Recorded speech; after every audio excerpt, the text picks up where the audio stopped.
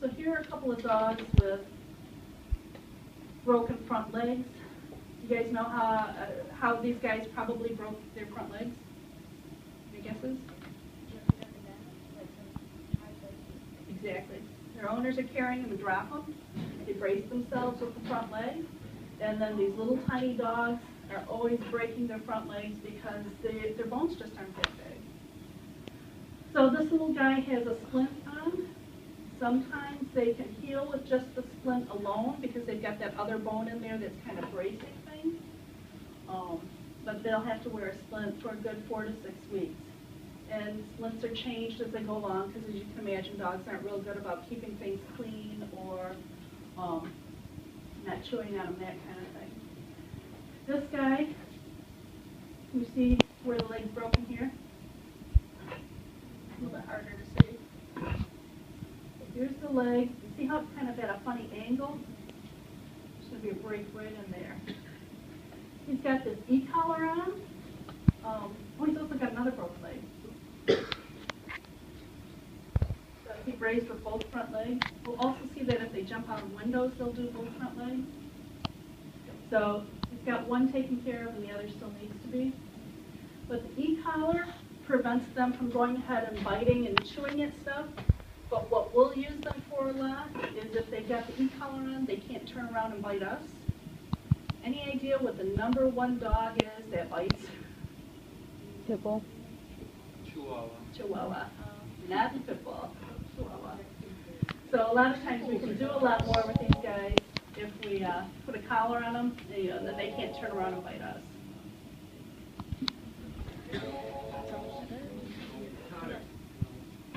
Is there like something major going on that we should know about? It's all like crazy.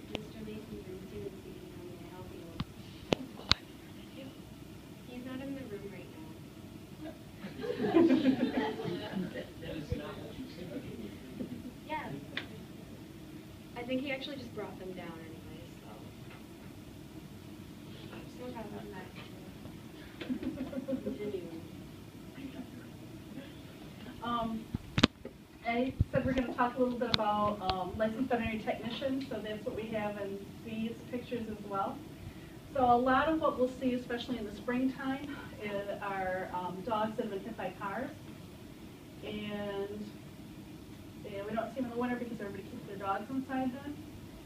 So anytime any of these guys come in, what we have to do first off is triage them and make sure that there are no injuries going on. We do the ABCs just like you do in humans, where you check their airway, you check to make sure they're breathing, and you check to make sure that there's circulation going on. Then we assess their level of consciousness and how painful they are. If they're painful, and pretty much if you've been hit by a car at a dog size compared to a car size, pretty much all of these guys will get a narcotic pain medication to make them more comfortable. And then the next step is to figure out what their injuries are so we can figure out how we're supposed to fix them. So one of the big things we'll do is take x-rays of the chest. And then when we take x-rays of the chest, we're looking to see, are they bleeding internally? What this dog is showing right here, this is the chest, so the head's right here, front legs, and then the stomach's right there. This is the heart. And then you can see the blood vessels in here really well. And one of the things that you're not supposed to see in here when you're looking at the heart should sit right on the sternum right here. So it's lifted up off of there. And what's happened is when the dog got hit, there was a tear to the lungs. The lungs leaked out the air. And so now the heart is kind of sitting on this poofy balance of air under there. You can also see in this area here where it's a little grayer that there's some pulmonary contusions in there or bruises to the lungs. And what these guys are doing, they're x-raying Buddy here, and over here, they're ultrasounding him. So this is the ultrasound, and then she's got a probe on his belly, and what she's doing is checking to see if she sees any fluid or, that can indicate bleeding in there. When these guys are in the hospital, it's exactly like if you were in the hospital and you had to have surgery done or have whatever done, the exact same things are done for dogs. This little dog has an IV catheter right there, in the front leg. We try to make him comfortable, so he's got a little bed. This golden retriever also has a catheter in. Here are the fluids, and then this is an IV pump. All our patients are placed on IV pumps so that we can measure exactly how much fluid that they get. And then there's a lot of different things that you'll use IV fluids for. It mentions here we'll use it for dehydration, if they're in kidney failure, that hit by car dog, if he was in shock, that he would be placed on fluids. And one of the big things that we'll do are transfusions.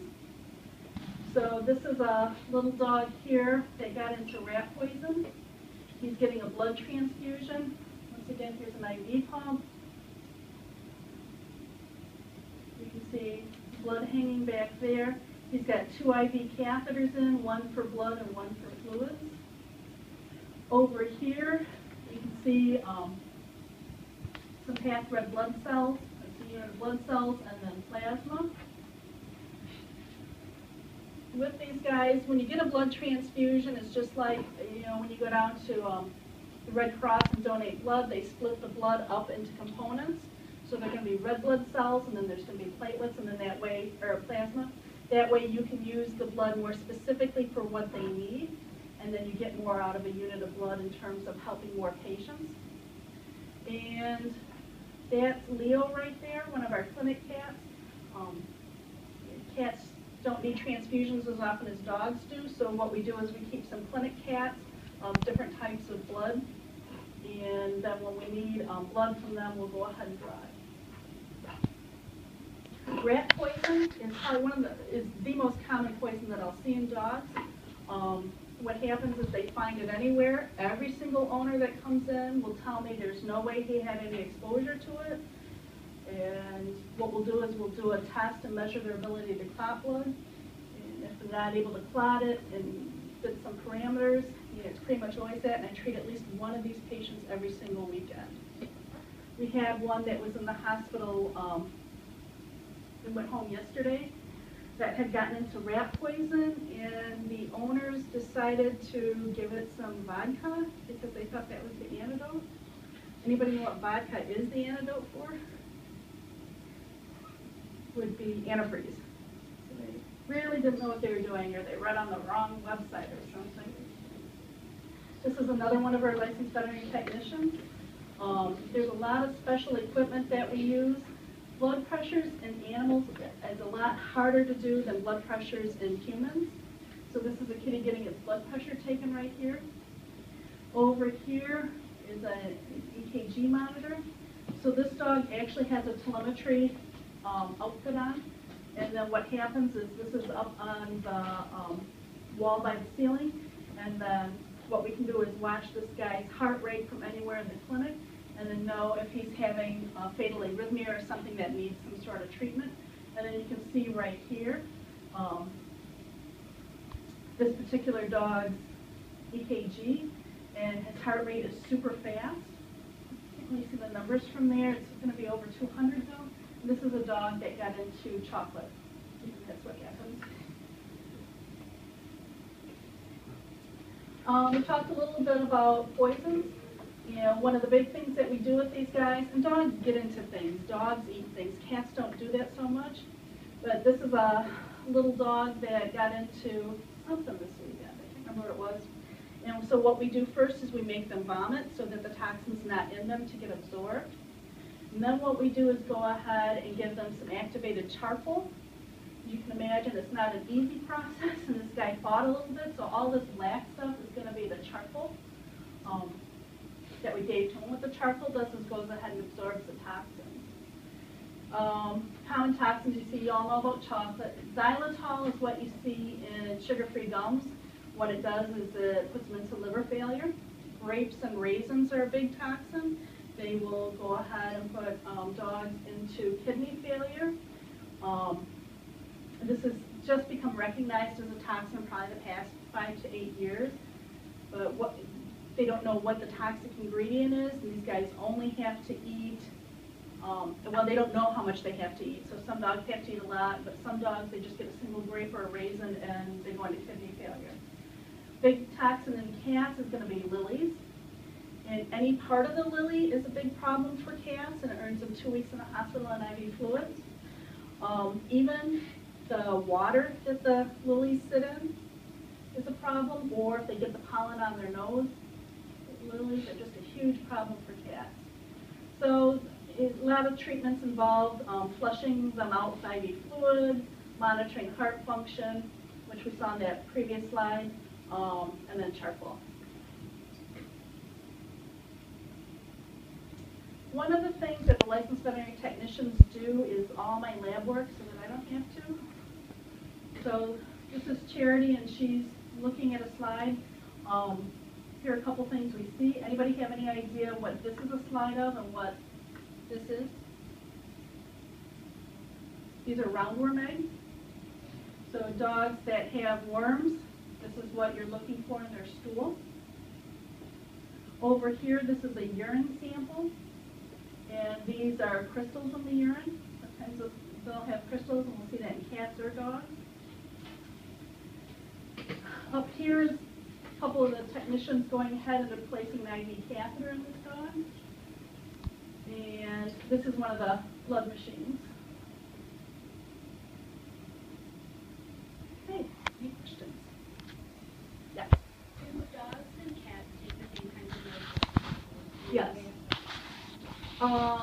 Both.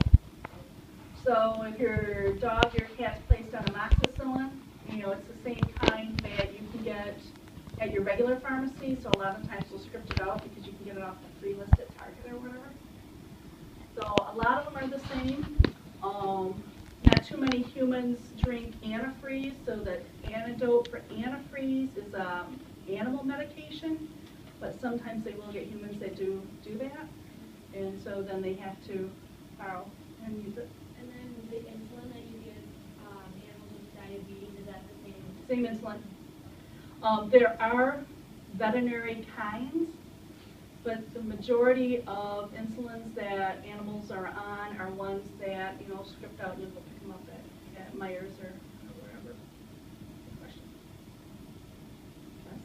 Why is chocolate so bad? Chocolate is a methylxanthine, and what it does is a number of different things. It has an effect. Number one, the first thing they do is they vomit, and when they vomit after eating chocolate, it smells like chocolate because it's like liquid chocolate, and they spew it everywhere.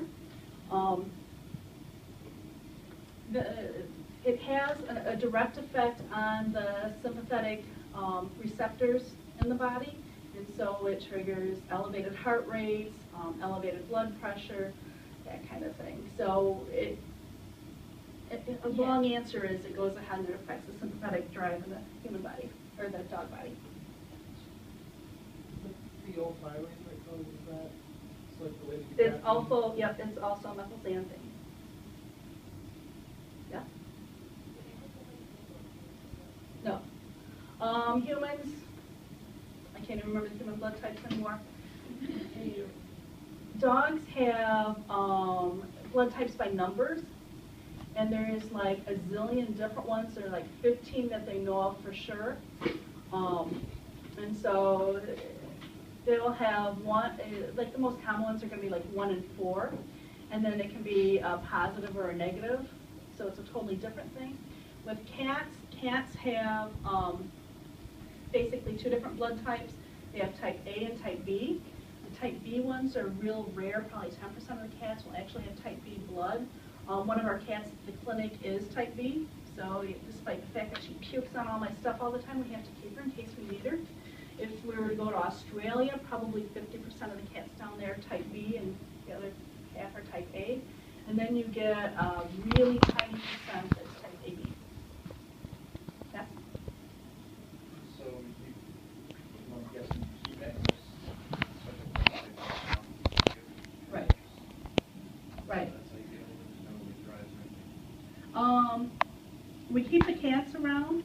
With dogs, we use universal donors. Or we get blood products from blood labs, And then we'll keep the universal donor types in the freezer.